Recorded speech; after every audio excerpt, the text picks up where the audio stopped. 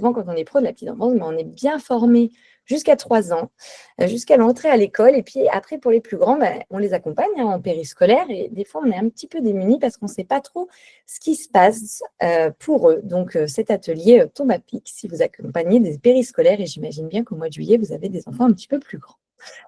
Alors, ce qu'on va voir aujourd'hui, donc on va comprendre les grands jalons du développement entre 3 et 6 ans. Donc, qu'est-ce qui se passe pour l'enfant au niveau cognitif, au niveau de son développement moteur, de son autonomie, au niveau social et au niveau de son estime de lui. Donc, on va voir pour ces stades les différents besoins des enfants et on va voir quelle posture adopter. Des petits repères pratiques pour vous accompagner au mieux ces différents jalons du développement. Comment vous allez stimuler l'enfant sans le surcharger. Voilà un petit peu pour cet atelier. Donc, c'est parti et on va commencer tout de suite par qu'est-ce que c'est que cette période pour les 3-6 ans. Pourquoi on va parler que c'est quand même une phase qui est assez charnière? Parce qu'en fait, jusqu'à 3 ans, l'enfant, c'était encore un petit bébé. Donc, il était dépendant de l'adulte. Et là, en fait, il va devenir petit à petit un grand, alors j'ai mis des guillemets, mais il va devenir de plus en plus autonome. Donc, il est vraiment dans une phase de construction qui est très intense. Et c'est une phase aussi qui est très sensible parce que l'enfant, il va être très perméable à son environnement. Autant que quand il est tout petit. On peut se dire, il grandit, il va être moins sensible à ce qui se passe. Pas du tout. L'enfant, il va avoir besoin d'adultes bienveillants, qui sont sécurisants et qui sont des guides. Comme il développe énormément d'autonomie, il a besoin d'avoir des regards, d'avoir des modèles. Donc, la place de l'adulte va être essentielle à cet âge-là. Il va avoir aussi besoin d'être en contact avec d'autres enfants pour expérimenter et puis pour intégrer petit à petit les règles sociales. On va voir vers 4-5 ans, c'est très, très important. Et de toute façon, l'enfant, il le dit tout le temps à la maison. Mais la maîtresse a dit ça, c'est ça les règles, parce qu'il est en train d'intégrer les règles. Le contexte global, donc tout son environnement va avoir un énorme impact. Donc, le cadre qu'on lui pose, les activités qu'on va lui proposer, les jeux, la stabilité de l'adulte, donc est-ce qu'il y a une stabilité au niveau de la sécurité physique, mais aussi affective, ça va jouer un rôle clé pour soutenir ou malheureusement freiner le développement. Donc, on va voir ça maintenant en détail, donc les différentes phases du développement. Et on va commencer par le développement cognitif. Donc, c'est une explosion au niveau du développement cognitif. Qu'est-ce qui se passe de 3 à 6 ans? Donc, l'enfant, il va passer d'une pensée concrète à une pensée symbolique. Alors, c'est-à-dire, une pensée concrète, c'est en fonction de ce que l'enfant voit et ce que l'enfant va toucher. Donc, il va penser en fonction de ce qu'il y a autour de lui. Et une pensée symbolique, c'est qu'il va comprendre que derrière ce qu'il touche, ce qu'il voit, avec les mots, les gestes, les images, il va pouvoir se représenter les choses. Donc, c'est là où il va commencer à jouer, à faire semblant. Par exemple, avant, il utilisait un objet pour ce qu'on lui avait montré. Et quand il commence à avoir une pensée symbolique, par exemple, il peut utiliser un cap-là pour faire un téléphone. Mais c'est volontaire. Il sait que ce n'est pas un téléphone, mais il va l'utiliser dans ce sens-là. Donc, dans sa pensée symbolique, c'est essentiel que l'enfant joue à faire semblant, qu'il rejoue à la marchande, qu'il rejoue au vétérinaire, qu'il fasse le petit chien qui est malade ou le vétérinaire qui soigne, avec différents concepts. À cet âge-là, il va mieux comprendre du coup les histoires, quels sont les tenants et les aboutissants de l'histoire. Il ne va pas juste un enfant plus petit va beaucoup regarder ce qu'il connaît quand on raconte une histoire, on le voit avec les plus jeunes, ils vont nous montrer que les éléments qu'ils connaissent. Oh, c'est le chien, oh, c'est le rideau. Alors qu'un enfant à partir de 3-4 ans, comme il a cette pensée symbolique, il va aller plus loin que ce qu'il observe. Il va écouter l'histoire et va comprendre les symboles, les intentions derrière le scénario de l'histoire. Donc, il va aussi comprendre qu'est-ce qui se passe derrière les comptines. Plus petit, il va juste répéter les gestes, comprendre la mélodie, l'intention émotionnelle. Là, l'enfant, il va comprendre ce qui se passe dans les symboles. Donc, il va jouer différemment. Il va développer sa mémoire et sa capacité à planifier des actions, mais simples. Donc, par exemple, sa mémoire, à court terme, elle va progresser. Avant, il retenait qu'une consigne simple. Et à partir de 3-4 ans, il est capable d'enchaîner 2-3 actions dans le bon ordre. Par exemple, si on lui dit « Rejoins-moi dans l'entrée, prends ton manteau et tes chaussures ». À 3-4 ans, il va être capable. Et pourtant, il y a 3 informations. Alors qu'avant, il va aller peut-être venir à l'entrée, mais avec une seule chaussure.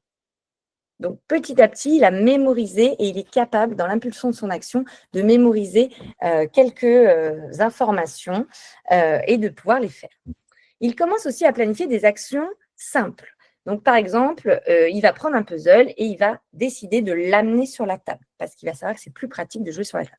Alors qu'avant 3 ans, il a envie de faire un puzzle, il prend soit le puzzle devant lui ou il va renverser la boîte et là où il est, alors qu'il y a plein d'enfants autour, il ne va pas réfléchir à une action, il ne va pas être en capacité de planifier cette action. Donc, bien sûr, il commence à le faire, mais il va avoir beaucoup besoin de l'adulte pour enrichir sa planification, c'est une naissance, c'est pour ça que ça commence. Au niveau de son langage, donc il va construire des phrases beaucoup plus complexes, il va passer de 200, 300 mots à 2-3 ans à 1500 mots vers 5-6 ans. Donc, on est vraiment sur une explosion et il va faire des phrases qui vont être bien plus construites. Par exemple, il peut dire quand j'aurai fini mon dessin, je vais aller jouer dehors au toboggan. Il y a une notion de temporalité, il est capable de mettre 2 idées dans la même phrase, on comprend vraiment ce qu'il veut dire. Il fait aussi beaucoup de questions. Pourquoi et comment? Comment ça marche? Pourquoi ça fait ça? Pourquoi maman, c'est pas maman qui vient me chercher? Donc, c'est une grande curiosité intellectuelle.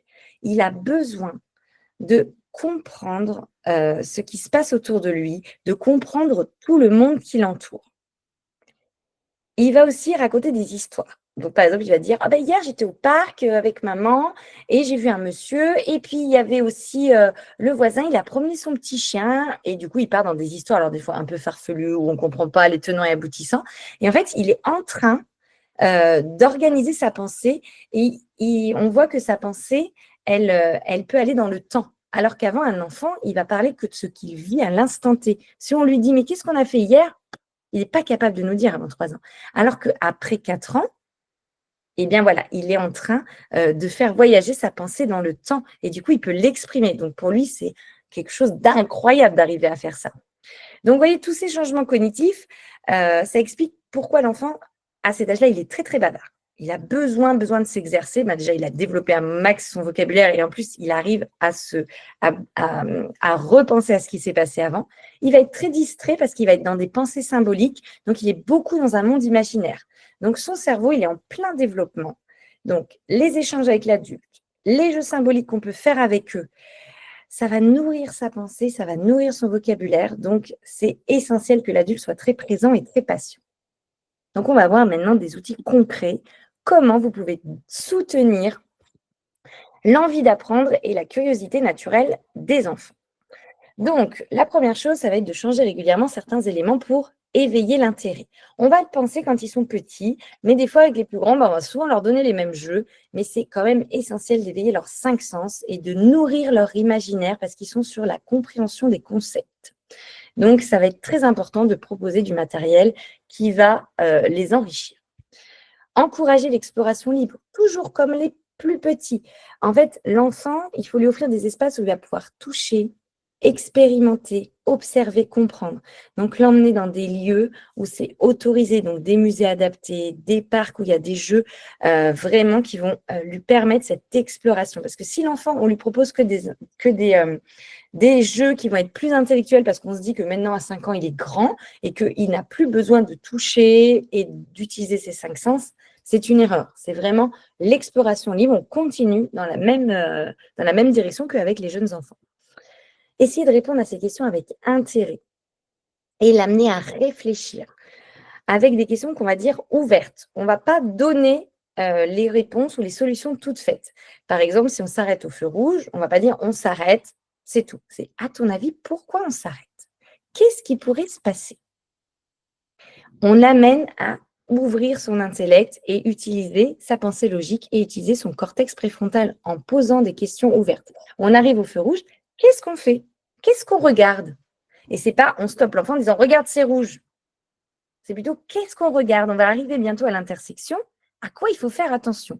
Qu'est-ce qui nous donne l'autorisation de passer ou de ne pas passer? On va souligner aussi les efforts plutôt que le résultat. En fait, de donner à l'enfant le plaisir de découvrir. Si on n'est que dans la performance et à faire des éloges quand ils réussissent, à féliciter, à dire bravo que quand il a réussi, et ben, l'enfant, ça lui met une certaine pression. Il va devoir être dans la réussite, il va être dans le perfectionnisme. Alors que si on souligne les efforts, bah, ça va lui donner envie de refaire et de découvrir. Juste, par exemple, il a réussi à se mettre debout sur la draisienne. Oh, waouh, t'as réussi à remonter le guidon, t'es debout. Le guidon, champion, hein. T'es fort, hein, t'es costaud. Hein. Voilà, on souligne l'effort. Il a relevé la draisienne, il n'en a pas fait, mais déjà, il a réussi à se mettre dans la bonne position.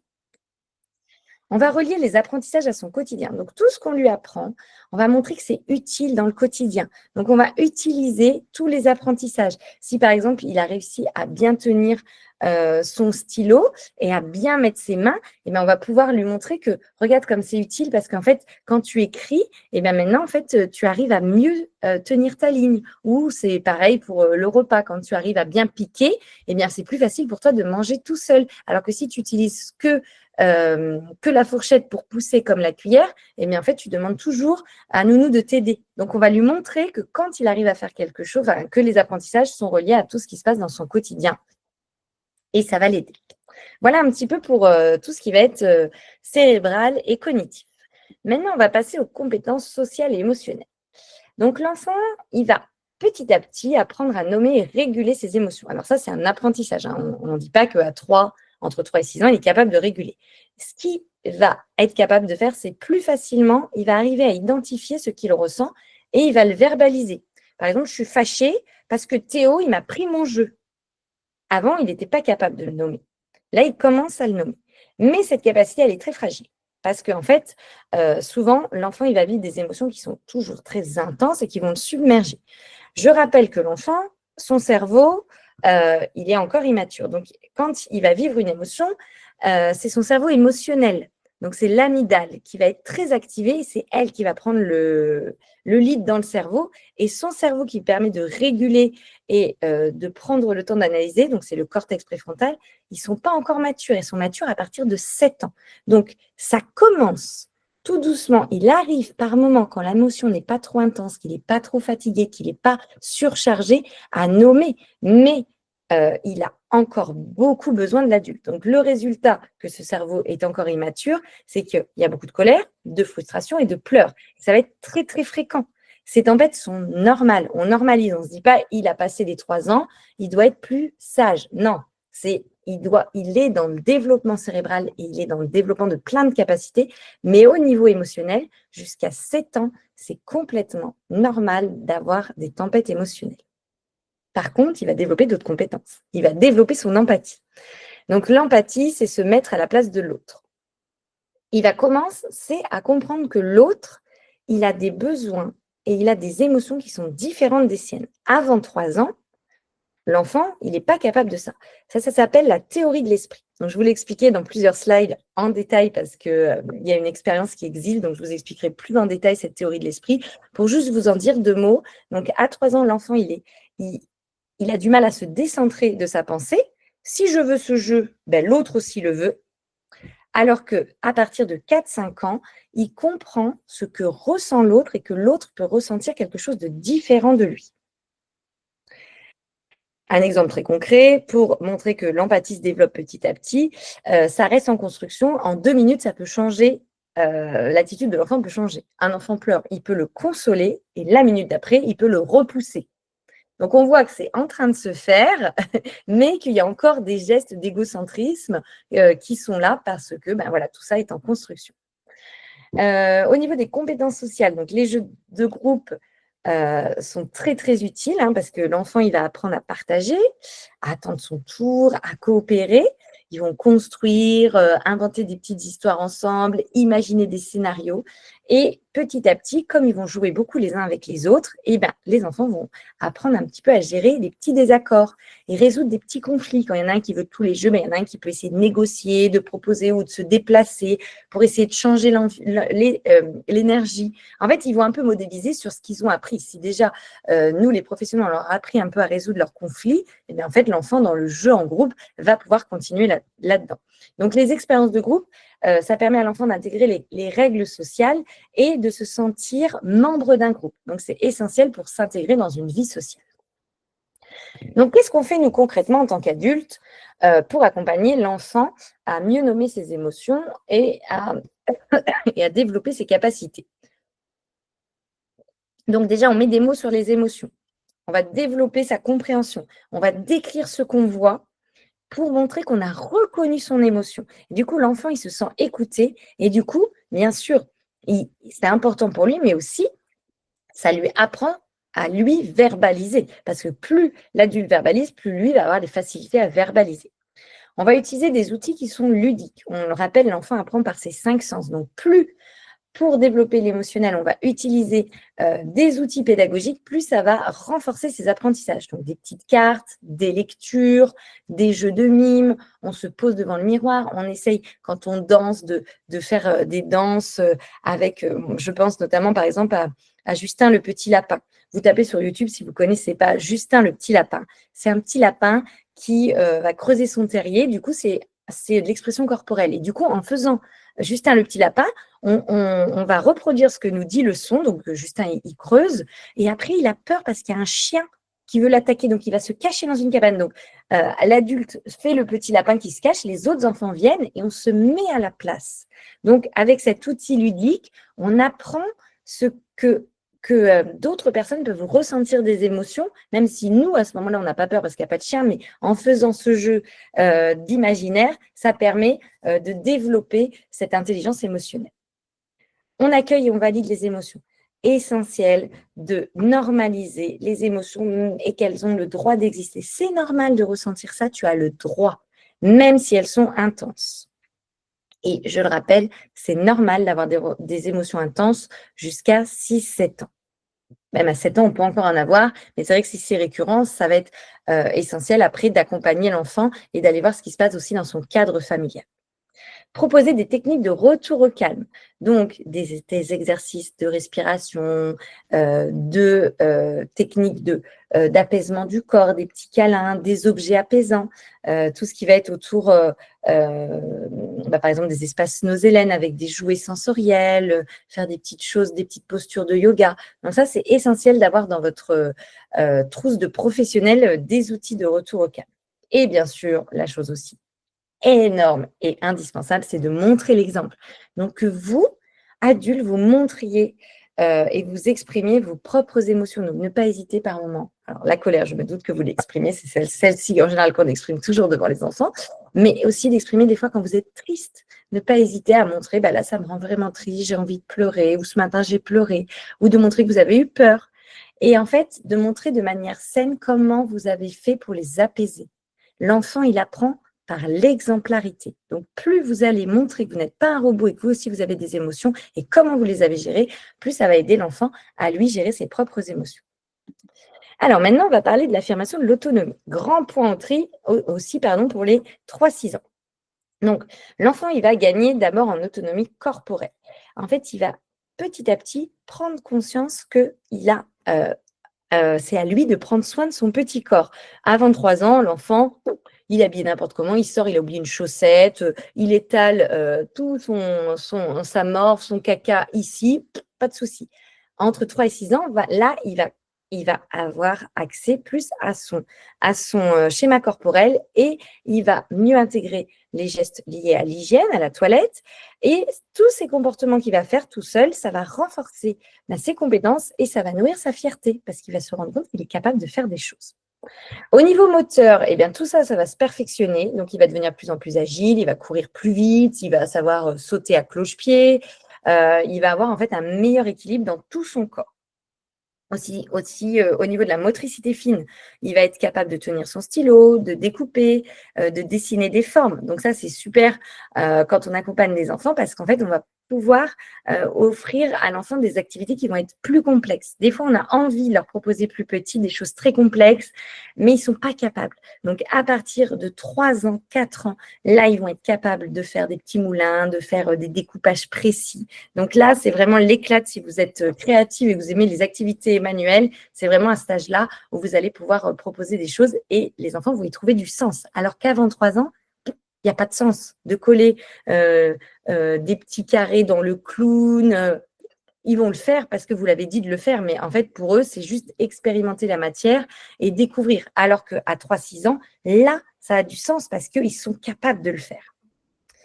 Et ils souhaitent tout faire tout seuls. Donc ça commence bien vers 2 ans, 2 ans et demi, mais c'est essentiel de les laisser faire tout seuls, qu'ils puissent apprendre que s'ils font tout seuls, en fait, ils vont développer leur persévérance parce qu'ils vont avoir envie de continuer et de voir que, en fait, ils sont capables, donc leur sentiment d'accomplissement, mais aussi leur sentiment d'indépendance.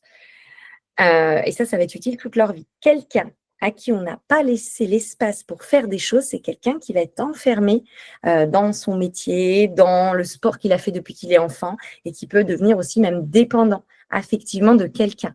Donc, plus on va laisser l'enfant faire tout seul, plus ça va développer son sentiment d'accomplissement et d'indépendance, qui sont indispensables pour avoir une vie équilibrée et se sentir bien dans sa peau. Alors, qu'est-ce qu'on fait concrètement pour soutenir l'autonomie au quotidien, sans brûler les étapes? Donc déjà, on va proposer des défis qui sont adaptés à l'âge de l'enfant. Donc des tâches qui vont être à sa portée et en fonction de ce qu'on voit de lui. Moi, par exemple, là, je viens d'apprendre à mon filleul à faire ses lacets. Alors, il est un petit peu plus grand, pas ses lacets, pardon, c'est des doubles nœuds. Mais en fait, je suis partie de qu'est-ce qu'il a besoin. Il était au parc, ses lacets se défaisaient tout le temps, c'était pas agréable pour lui. Eh bien, en fait, je lui ai proposé, est-ce que tu veux que je te montre comment on fait le double nœud? Et c'est vraiment des petites tâches où il va être en capacité, parce qu'il est capable de passer les 2 boucles et de tirer. Un enfant plus petit, je ne vais pas lui proposer d'apprendre à faire un double nœud si je vois qu'en fait, il n'en a pas l'envie, il ne comprend pas et il n'a pas cette capacité motrice. Donc, on propose des défis qui vont être adaptés à l'âge et vraiment à fonction de ce qu'on voit aujourd'hui, de son besoin. On laisse du temps à l'enfant. Ça va être essentiel parce qu'en fait, il faut du temps pour apprendre. Rappelez-vous, quand l'enfant il a appris à marcher, on lui a laissé du temps. On ne lui a pas dit oh là là, tu n'y arrives pas, au bout de 2 semaines, lâche-la faire, laisse tomber, passe à autre chose. Non, on savait qu'il allait y arriver, donc on l'a encouragé, on a mis en place l'espace, on a valorisé ses progrès. Et bien, c'est pareil pour tous les types d'apprentissage.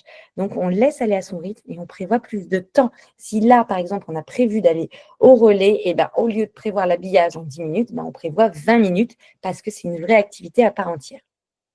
On accompagne sans faire à la place. Ça, c'est vraiment essentiel, mais c'est difficile. Quand on voit l'enfant faire, en général, ça nous démange. On a comme les doigts qui bougent. En fait, c'est nos neurones miroirs. On voit l'autre qui est en train de faire l'action et qui galère, alors que nous, on sait qu'on peut le faire, qu'on n'a qu'une envie, c'est le faire à sa place. C'est pas aider l'enfant. Aider l'enfant, c'est montrer, guider, plutôt que de corriger, de dire « Ah mais non, c'est pas comme ça ». Ça va pas l'aider. C'est « Ah oui, c'est bien. Alors regarde, je te remontre. Est-ce que tu veux que je te remontre ?» Et on guide et on refait. Ou je fais sur moi, comme ça tu re-regardes. On ne fait pas à sa place. On aménage les espaces et notre matériel. Par exemple, on va essayer de mettre des porte-manteaux à la hauteur de l'enfant. Utiliser une vaisselle qui va être incassable. Comme ça, l'enfant va pouvoir faire par lui-même et ne va pas devoir être le sujet de l'adulte et toujours attendre que l'adulte fasse pour lui parce que l'espace n'est pas adapté. Bon, malheureusement, on ne peut pas tout adapter, mais si vous avez cette possibilité, essayez de réfléchir au mieux. Et valoriser ses efforts, souligner ce qu'il a fait seul pour renforcer son envie d'essayer. Plus on va valoriser qu'il a essayé, qu'il a pris le temps de le faire, plus il va vouloir continuer de le faire. Alors maintenant, on va parler de l'identité. Donc, c'est une période aussi sensible pour l'apprentissage de l'identité. C'est vraiment là où tout se construit sur la confiance. Donc, c'est le moment où se posent les bases de l'estime de soi. L'enfant, il se voit à travers les yeux de l'adulte. Il est extrêmement sensible à ses sourires, ses paroles bienveillantes, ses encouragements, ses hochements de tête. Donc, il a besoin de sentir que ses efforts comptent. Tu as essayé, bravo. Ça va être bien plus constructif que de juger sa réussite. Toujours. Bon, je vous le répète, je l'ai dit, je pense 4 fois dans l'atelier, mais je trouve que c'est tellement important de le dire. Chaque petite réussite va nourrir l'enfant. Et il va nourrir sa conviction, cette phrase qui est essentielle et qu'on aimerait se dire plus souvent, je suis capable. C'est le socle de la confiance. Moi, je vois très bien quand je travaille en EMDR avec mes clients, cette phrase, je suis incapable, je n'y arrive pas, je n'y arriverai jamais, ça vient de comment c'est construit enfant, qu'est-ce qu'on nous a dit. Donc, plus on va laisser l'enfant dans l'autonomie, s'habiller seul, faire un dessin comme il a envie, choisir les couleurs, ranger, même s'il n'a pas rangé tous les jeux dans la bonne caisse, c'est pas grave. Raconter des histoires, même s'il raconte des histoires un peu farfelues, on le laisse faire. Et en fait, l'enfant va se dire, je suis capable. Poser le cadre, c'est aussi essentiel de poser le cadre pour qu'il se sente dans un cadre sécurisant. L'enfant, il a besoin d'explorer un adulte qui va être fiable, avec des repères qui vont être clairs et qui vont lui permettre de prendre des initiatives sans crainte et de développer ses compétences. Je pense, là, j'ai regardé pour préparer l'atelier différentes expériences et celle du chamallow. Je pense que vous la connaissez. On donne à un enfant un chamallow et on sort de la pièce et on lui dit, enfin avant de sortir, si tu attends 5 minutes, tu auras un deuxième chamallow. Donc cette expérience est très connue et on voit si l'enfant il a cette capacité d'attendre et s'il est capable de comprendre que voilà, si il sait attendre, il pourra avoir plus. Eh bien, cette expérience, ils l'ont menée avec une autre expérience en amont. Donc, ils ont fait le chamallow en deuxième partie, mais en première partie, ils ont proposé à différents enfants des outils, donc des crayons et des gommettes. Donc, ils ont mis des crayons devant l'enfant et ils ont dit, si tu attends 5 minutes et que tu ne dessines pas avec ces crayons, je t'amènerai tout plein de matériel, plein de crayons paillettes, plein de crayons fluo, mais il faut que tu attendes 5 minutes que j'aille les chercher sans toucher ces crayons. Donc, dans une première expérience, ils ont fait pareil avec des gommettes, ils ont eu un adulte qui était stable et qui répondait et qui revenait avec la mallette. Et pour un deuxième groupe d'enfants, par contre, ils ont eu un adulte qui n'était pas fiable. Et l'adulte disait, ah mince, j'ai pas trouvé le set de matériel, donc tu vas devoir dessiner qu'avec ces craies. Pareil pour les gommettes. Donc, le premier groupe, ils ont mis l'adulte qui trouvait tout le set de gommettes. Et le deuxième groupe, il revit encore ah non, désolé, je me suis trompée, je croyais qu'il y avait des gommettes, mais il n'y en a pas. Et bien du coup, avec ces deux groupes, donc avec un adulte fiable et un adulte non fiable, ils ont fait l'expérience du chamallow. Et là, les enfants qui avaient un adulte fiable, ils ont réussi à attendre. Et ceux qui n'avaient pas un adulte fiable, ils n'ont pas réussi parce qu'ils se disent, même si j'attends, je n'aurai pas ce que je veux. Donc, ça va être vraiment essentiel pour l'enfant de sentir cette sécurité. Plus autour de lui, il y a un adulte sur lequel il peut compter, qui est stable et qui dit et qui fait ce qu'il dit, plus l'enfant va construire cette confiance en lui et va pouvoir du coup développer d'autres capacités, comme l'attente par rapport à ce que je viens de vous expliquer sur le chamallow. Donc, on fait attention aussi à cette période, c'est très important. Si on donne trop de liberté à l'enfant, ça va rendre l'enfant anxieux. Et si on lui donne, au contraire, trop de limites, ça va l'empêcher de tester ses compétences. Donc, ça va être essentiel de trouver cet équilibre parce que l'enfant, il est en train de construire son identité. Donc, de savoir qui il est, ce qu'il aime, comment il est perçu. Donc, plus on va lui laisser cette place, mais en même temps, lui donner un cadre, ça va lui permettre de bien découvrir qui je suis. Eh bien, qu'est-ce que j'aime, quels sont mes talents. S'il a le droit de tout faire et qu'en fait, il a accès à tout, il ne va pas persévérer dans des situations. Il ne veut pas savoir aussi ce qu'il aime. Si on lui donne tout de suite, il veut que des pâtes, on lui donne que des pâtes, en fait, il ne va pas pouvoir affiner ses goûts. Donc, c'est essentiel de mettre quand même un cadre pour savoir ce qu'il aime, quelle est sa couleur préférée et comment je suis perçue par les autres. Donc, son image va être influencée par le regard des autres. Donc, faire attention aussi beaucoup aux étiquettes qu'on va poser sur l'enfant. Donc, voilà un petit peu pour les choses essentielles pour l'identité. Maintenant, on va voir qu'est-ce qu'on peut faire pour soutenir. Donc, première chose, pour soutenir la confiance et l'estime de l'enfant, ça va être de valoriser ce qu'il est. Donc, donner de l'amour inconditionnel. On va lui le valoriser, pas sur ses réussites ou ses comportements, mais sur qui il est. On va souligner ses efforts plutôt que les résultats. Ça, je vous l'ai dit plein de fois, mais on essaye et même si on fait des erreurs, on valorise. C'est OK, c'est normal. En fait, pour apprendre, il faut se planter. Moi, je sais que j'ai cette phrase que m'a dit mon papa toute mon enfance, quand on allait skier notamment, que plus je tombe, plus j'apprends. Et en fait, pour moi, ce n'était pas du tout un problème de tomber parce que je me disais que je vais apprendre à mieux me stabiliser, à mieux me positionner.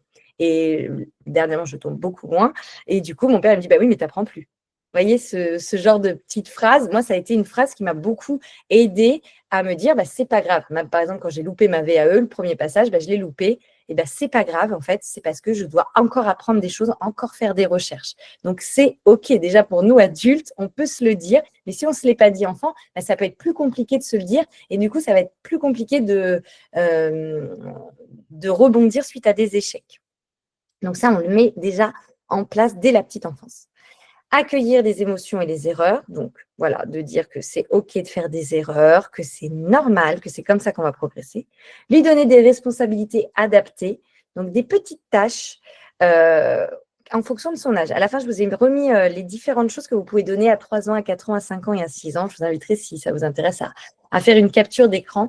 Mais c'est important de ne pas donner des choses trop importantes parce qu'en fait, l'enfant, en faisant les choses, il a besoin de se sentir utile et capable. Donc, si on donne des choses, des responsabilités qui ne sont pas adaptées à l'âge, genre, par exemple, tu mets toute la table ou tu débarrasses tout, et bien en fait, non, c'est vrai, vraiment, en fonction de son âge, il peut débarrasser son assiette, mettre à la poubelle, mais pas tout autour de la table. On va lui dire, tu peux amener le sel et le poivre et la carafe d'eau, mais pas trop de responsabilités parce qu'en fait, l'enfant peut être perdu et après se dire, j'y arriverai jamais. Ça va toujours, tout ce que je fais, je loupe quelque chose. Mais c'est parce qu'on a peut-être demandé trop.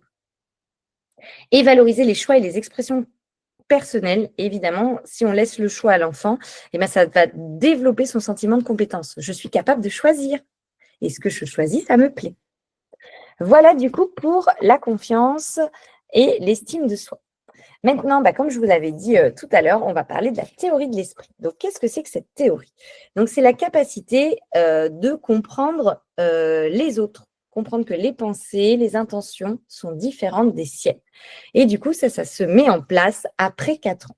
Donc, ce test, vous pouvez le faire avec les enfants. C'est le test de Sally et Anne.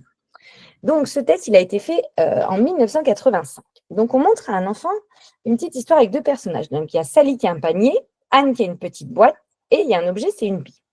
Donc, il y a Sally qui va mettre la bille dans son panier, qui va sortir de la pièce. Et pendant son absence, il y a la petite Anne, coquine, qui prend la bille et qui va la mettre dans sa boîte.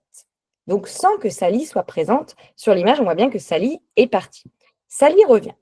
Et là, on va demander à l'enfant, où Sally va-t-elle chercher sa bille? Et en fonction de où en est l'enfant dans sa compréhension du monde, il va répondre soit dans le panier, soit dans la boîte. Je vous montre les résultats. Donc, à 4 ans, donc sans la théorie de l'esprit, donc sans penser que dans la tête de l'autre, ça peut être différent que dans ma tête, il va répondre forcément dans la boîte, parce que lui, il le sait. Donc, comme il sait où est la bille, il pense que Sally le sait aussi. Et par contre, à partir de 4-5 ans, donc théorie de l'esprit qui est en développement, elle n'est pas non plus complètement acquise, il va répondre, mais dans le panier, parce qu'il comprend que Sally n'était pas présente et qu'elle n'a pas vu ce changement de bille dans le panier. Donc cette théorie, elle est quand même hyper importante, parce que souvent, quand on demande des choses aux enfants, avant 3 ans, en fait, et qui n'ont pas la théorie de l'esprit, on a l'impression qu'en fait, ils sont centrés sur eux. En fait, ce n'est pas qu'ils sont centrés sur eux, ce n'est pas qu'ils sont égoïstes. En fait, c'est juste une étape normale. Il est impossible pour les enfants, avant 4 ans, de penser que quelqu'un peut penser différemment d'eux et qu'il peut se tromper. Donc, il peut avoir une fausse croyance. Pour lui, tout le monde pense pareil.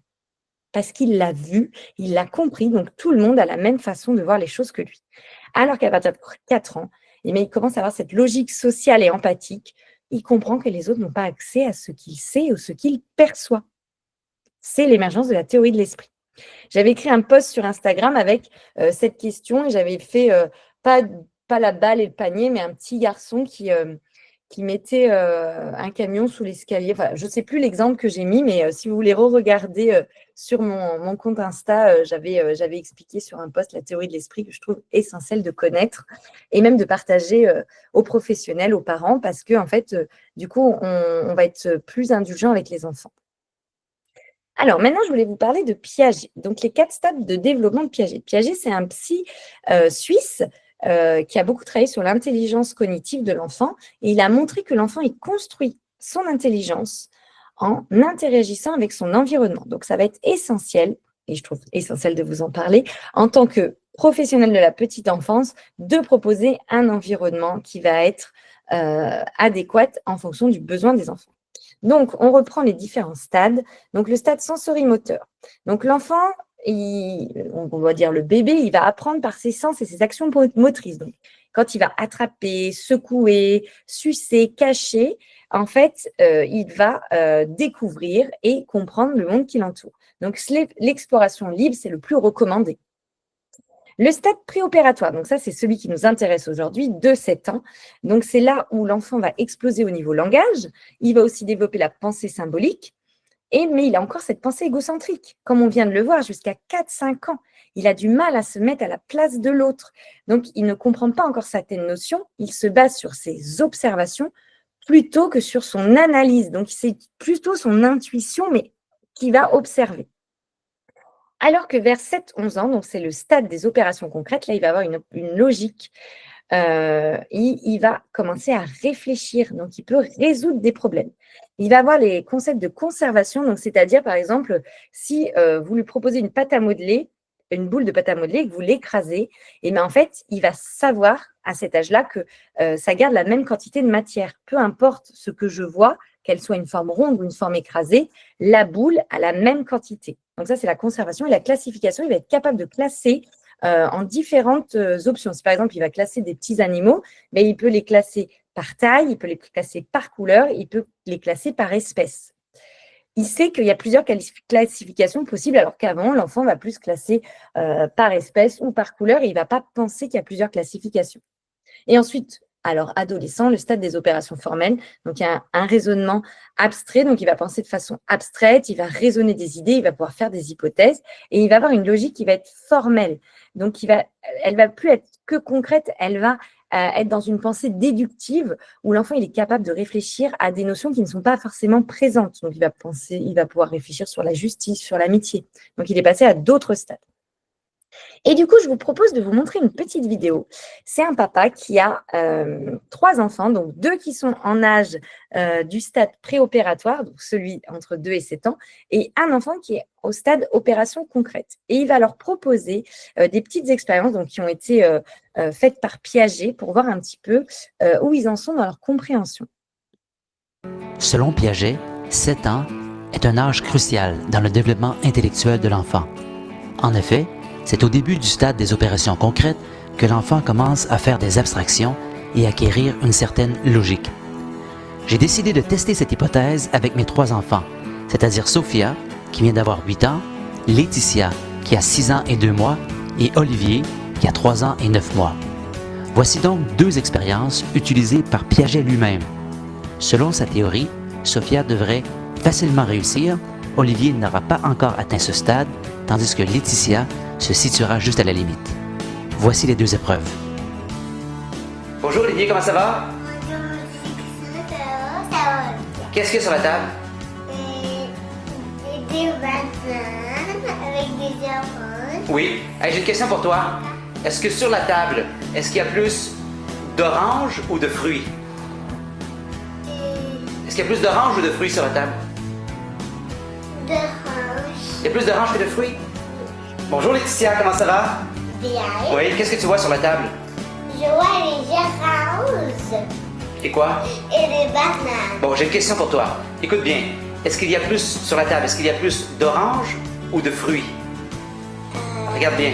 Est-ce qu'il y a plus d'oranges ou de fruits? De fruits. Il y a plus de fruits, pourquoi? Parce que les fruits, c'est des poires, des bananes, des pommes, des raisins. Excellent! Bonjour Sophia, comment ça va? Bien. Oui, qu'est-ce que tu vois sur la table? Des oranges et des bananes. Oui, maintenant j'ai une question pour toi, écoute bien. Est-ce que sur la table, il y a plus d'oranges ou de fruits? Des fruits. Pourquoi? Parce que tout ça, c'est des fruits. Merci! Bonjour Olivier, comment ça va? Ça va. Qu'est-ce que tu vois sur la table? Elle voit Des verres? Oui. Donc 2 verres vides et 2 verres avec de l'eau dedans. Et c'est la même quantité d'eau ici, d'accord? Je vais te poser une question. Regarde ce que je vais faire. Donc, je vide ce verre ici. D'accord?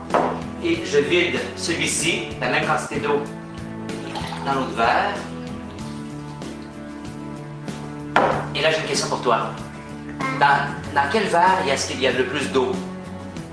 Est-ce que c'est la même quantité ou il y a un verre où il y a plus d'eau que l'autre? Celui-ci, il y a plus d'eau, tu dirais? D'accord. Bonjour Laetitia, comment ça va? Bonjour, ça va bien. Qu'est-ce que tu vois sur la table? Des verres. Des verres, donc 2 verres vides et 2 verres avec de l'eau dedans. Dans ces verres-là, tu vois, tu as la même quantité d'eau. D'accord? Ok. Puis ici, il n'y a pas d'eau. Je vais poser une petite question, faire une petite expérience. Donc, je vide ce verre dans celui-ci. Et celui-là dans celui-là. D'accord? Maintenant, je te pose la question. Dans quel verre, entre les deux ici, là, dans quel verre est-ce qu'il y a le plus d'eau? Quel verre a le plus d'eau à l'intérieur? Ça laisse la réussite. Lui, Oui, pourquoi? parce qu'il est plus rare. Bonjour Sophia, comment ça va? Bien. Qu'est-ce que tu vois sur la table? Quel verre? 4 verres, 2 verres vides et 2 verres avec de l'eau à l'intérieur. Oui. Dans ces verres, dans les verres, dans les verres pleins, si on veut, il y a la même quantité d'eau, tu vois? Non. C'est la même quantité d'eau à peu près là. Maintenant, on va faire une petite expérience. Je prends ce verre et je le vide ici. C'est ça. Et celui-ci dans celui-ci. Et maintenant, je te pose la question.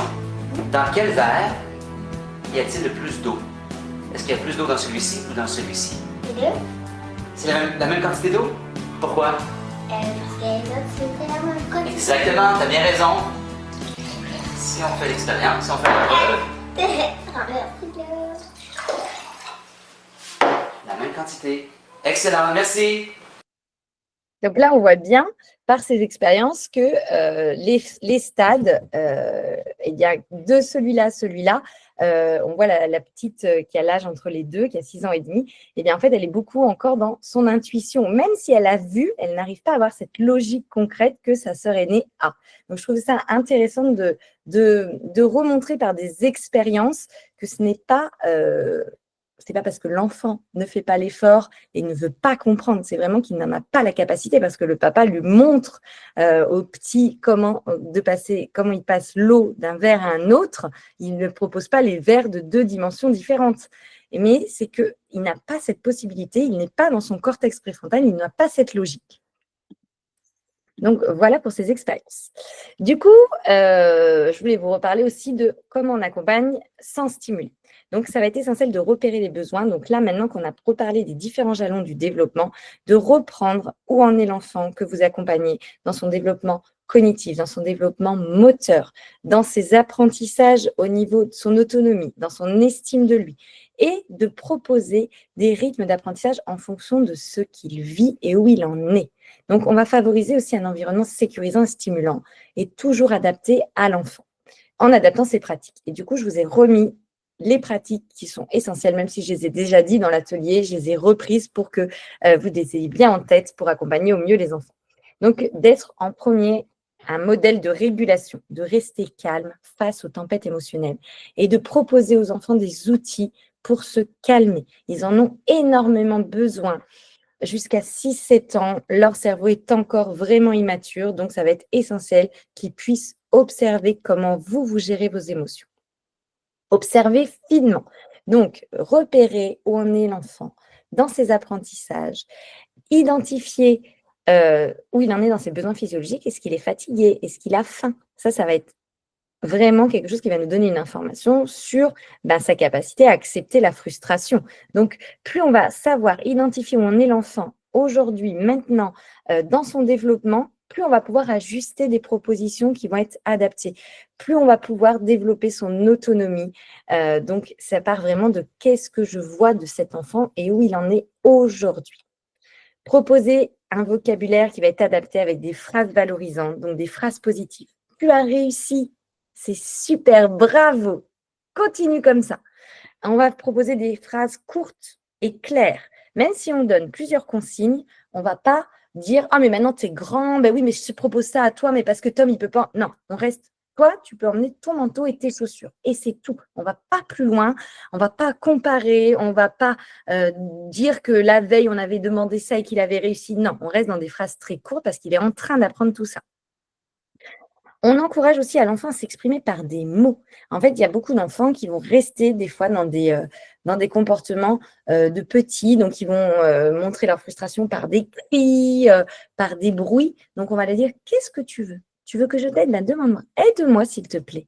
Donc, on va l'inviter à verbaliser en nous verbalisant et pas s'énervant en disant, oh là là, mais tu ne peux pas t'exprimer, t'es grand. Non, on va lui montrer ce qu'il doit dire. Moi, cette phrase, je leur dis tout le temps, aide-moi. Dis, aide-moi, Marie, si tu n'y arrives pas.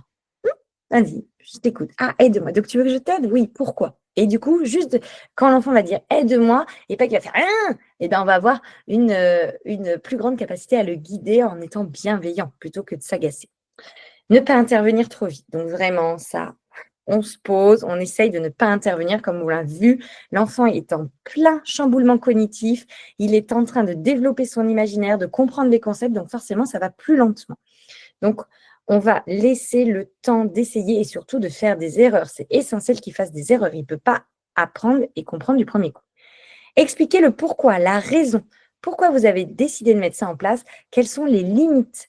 Et si l'enfant ne comprend pas, réfléchir à votre cadre, comment je peux lui expliquer d'une autre manière? Et peut-être bousculer aussi votre cadre. Peut-être que si l'enfant ne comprend pas, c'est parce que le cadre, il est trop contrôlant ou justement, il n'y a pas assez de limites. Ça va être important pour le pourquoi d'anticiper aussi les transitions avec des avertissements. Dans 5 minutes, on range. Mais on ne dit pas juste dans 5 minutes, on range. On va expliquer le pourquoi. Parce qu'on va passer à la salle de bain pour se laver les mains. Et pour qu'on ait bien le temps de se laver les mains, eh bien, il faut qu'on range maintenant. Donc, on leur explique. On encourage les initiatives. Oh, tu as une super idée pour construire ta cabane. Ça valorise l'estime d'eux, leur identité. Et vous avez vu, c'est hyper important à cet âge-là, entre 3 et 6 ans, l'enfant va développer qui il est, qu'est-ce qu'il aime et son rapport aux autres. Donc là, je vous ai remis la liste des tâches adaptées à chaque âge. Donc, je vous invite à faire une petite capture d'écran. Il y a des enfants qui vont avoir plus de capacité à 3 ans que ce que j'ai noté là. Ça vient aussi de, si c'est les aînés, si c'est les petits derniers. Donc, ça vient aussi de comment ils sont stimulés dans la fratrie. Mais ça va être intéressant de ne pas proposer des choses qui ne vont pas forcément être adaptées. Par exemple, là, je vous ai mis à 6 ans se brosser les dents sans supervision.